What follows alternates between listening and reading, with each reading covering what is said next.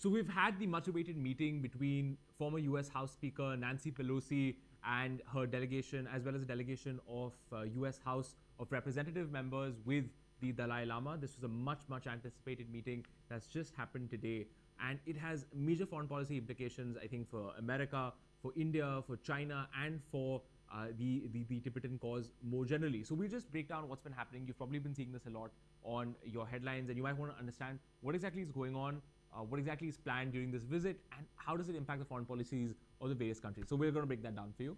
Essentially, what's happening is that 7 members of the House of Representatives, which is America's lower house, have come to India on a visit to meet the Dalai Lama, as well as meet several members of the Tibetan government in exile, as well as Indian officials and business representatives. Now, very prominent members on this delegation include Nancy Pelosi, who's the former Speaker of the House of Representatives, someone who in the past has been a very vocal advocate for the rights of oppressed persons when it comes to China, when it comes to Tibet, and so on and so forth. So someone who has a strong record on human rights. You also have Michael McCaul, who's the chairman of the House Foreign Affairs Committee. That's a very important position. And you also have in this whole mix, Ami Bera, who is a very prominent Indian American lawmaker.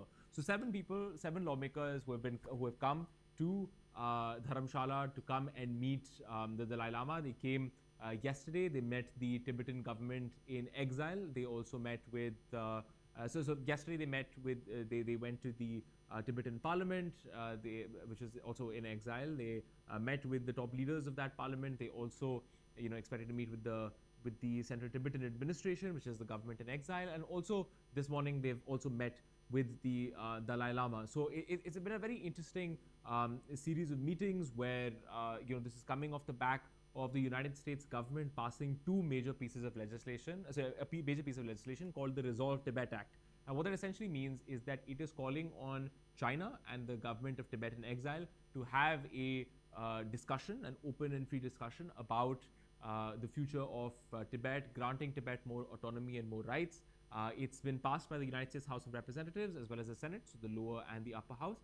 And now it's expected to be taken up by President Biden, who will sign the bill into law. We actually had Chairman McCaul, who is here in Dharamshala, actually say that President Biden will sign this bill into law, and the White House recently today just said that the president is going to do what is best for the American people. So this is the real background, right? That America has over the last couple of years taken an increasing interest in Tibet as its relationship with China, worsens. It has taken up the cause of Tibet much more. So the Resolve Tibet Act is really some of the background to this, calling for more freedom for Tibet, calling for more negotiations between China and Tibet. And you see the US lawmakers here have been very strongly in favor of more freedom, more autonomy for Tibet, and that's kind of why they've made this major visit. Now, the Chinese have not reacted well to this at all. The Chinese embassy put out a statement yesterday talking about how the Dalai Lama is in fact a political exile, not a religious leader, and that America should not encourage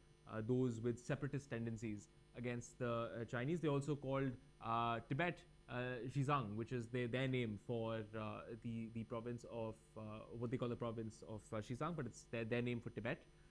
And so you see the Chinese, of course, showing their displeasure. You've had the Chinese embassy in Delhi react. You've had the Chinese foreign ministry in Beijing react. So it has been, not a positive reception from the Chinese, which is, what happens all the time when the Chinese are talking about Tibet. They really see it as something that India and America sometimes stir up to cause trouble for the Chinese. So yes, absolutely, some of the background to this is that India and China's relationship, as well as America and China's relationship, has gotten a lot worse over the last couple of years. And it's hard to deny that these moves, these very pro-Tibet moves that you've seen over the last couple of years, are actually very much a result of that deterioration in the relationship. So we've laid out the basics for you. Who's here? Who are they meeting? What is the immediate background to this? But what is the broader policy as a whole? Why is this happening? Just to lay out some of the background for you, let's start with the Americans, right? We talked about how there have been major tensions between them and the Chinese over the last couple of years, especially as China's power grows. They have become much more aggressive in areas like the Indo-Pacific, on the border with India, on matters like technology, in international forums, and all of those things have concerned the Americans a great deal. So this superpower rivalry between America and China is playing out, And you see that in the last couple of years, America has taken up this advocacy of the Tibetan cause.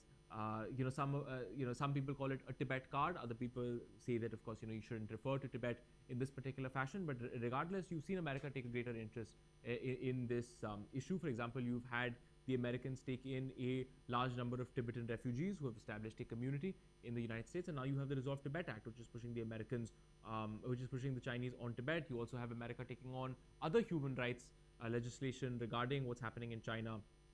We have, of course, the prominent case of the Uyghur Muslims in China who are being oppressed, forced into re-education camps, and so on and so forth.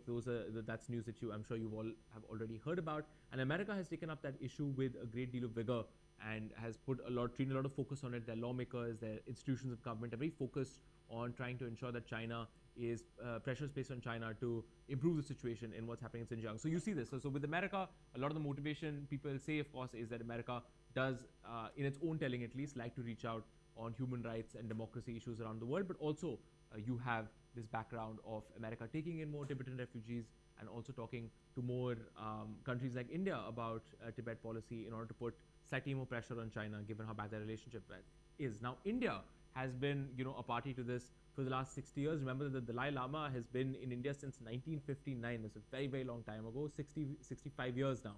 And the important thing to remember here is that India's policy over the last couple of years on Tibet has also, India has of course played host to a very large Tibetan population. It is host to the Tibetan government in exile, the parliament in exile, the Dalai Lama. So India has of course also put its resources and significant diplomatic capital behind the cause of the Tibetans. But the important thing to remember here is this question of where is India's policy on Tibet at this point in time. Now, the important thing to remember is, first of all, there have been lots of questions about how consistent is India's policy. Well, you see that in the last couple of years, India has sort of switched its support, has stepped up its support in terms of a number of public gestures. So for example, starting from 1959, we had large Tibetan refugee community settle here. They were brought in, they've been given a home, but at the same time, they're also kept away from politics. They're not allowed to take part in politics. There are restrictions to how many Tibetans can acquire Indian citizenship. This has created some resentment and some trouble. Some people, of course, saying that India uses Tibet as a card that it uses against the Chinese. So when relations are not so good and China is, for example, acting up on the border, India uses, steps up its engagement with Tibet to sort of put more pressure on the Chinese. This is at least some of the theories that are used. But you see, for example, let's just talk about the last 10 years, right? You had in 2014, Prime Minister Narendra Modi came in and said that, look, we're going to have the, they had the head of the Tibetan government in exile brought to the inauguration in 2014. And after that, the government somehow distanced itself from the invitation. And in 2019, that invitation was not repeated towards the head of the Tibetan administration in exile. Throughout, I think, the first Modi term, you saw, conferences brought together by Chinese dissidents were cancelled, and events commemorating the Dalai Lama coming to India in 1959 were also cancelled. And many people, and much of the reporting at the time was that the government of India was actually exercising a lot of caution in sponsoring events like this because they wanted a much more stable relationship with the Chinese. Remember that in the first Modi term, the relationship with China was a lot more, or maintaining a stable relationship with China was a very, very big focus, trying to ensure that there was a diplomatic breakthrough, an easing of any tensions, greater cooperation. And so Tibet, or really playing up the Tibet issue, was very much not in India's interest. But what you see really post 2020 is the sense that India has begun to be more comfortable talking about the Tibet issue. For example, in 2021, you had Prime Minister Narendra Modi call the Dalai Lama on his birthday. This was the first time this had happened since, I think, about 2013, if my memory serves me correctly. So that was a big move by the Indian government, sort of showing much more open support for the Dalai Lama. And you've seen a number of events like this in the past. For example, let's talk about what we've seen over the last 2 days. It would have, I don't think it would have been possible for this delegation to come here, organize this high-level visit, without the support and the encouragement of the Indian side. So definitely there as well, you see that there is some Indian support to this proposal as well. Of course, it would not have gone through if the Indian side had been opposed to it. So what you're seeing really is that since 2021, the Prime Minister has wished Dalai Lama on his birthday more regularly. India has made statements talking about how the Dalai Lama is a respected spiritual leader with a large following in India. This is, of course, diametrically opposed to how China sees it, right? China, as I mentioned before, sees him as a political exile.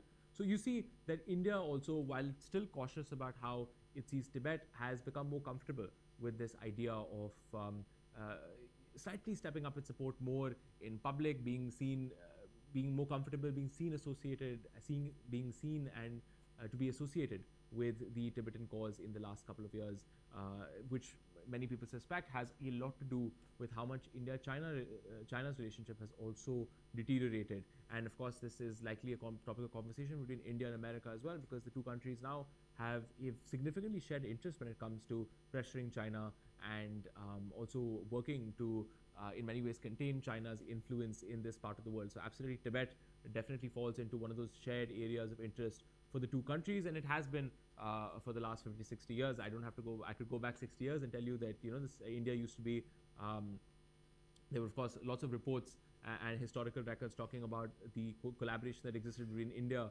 and elements of the American Central Intelligence Agency to use India as a base, so that, for the surveillance of Tibet when the Chinese were making aggressive moves there throughout the 1950s. So there, of course, there's definitely been that cooperation between India and Tibet in the past, and of course now you see this high-level visit. So of course there's a lot of history, there's a lot of continuity to this, but we've just had a basic unpacking of what has been happening over the last couple of days for you, and we suspect with how India-China relations and America-China relations are going, that we'll see a lot more of something like this in the future as well. Thank you so much for watching India Today Global. I'm Shank Matu, and we will keep bringing you the latest updates from this visit, as well as the latest global updates from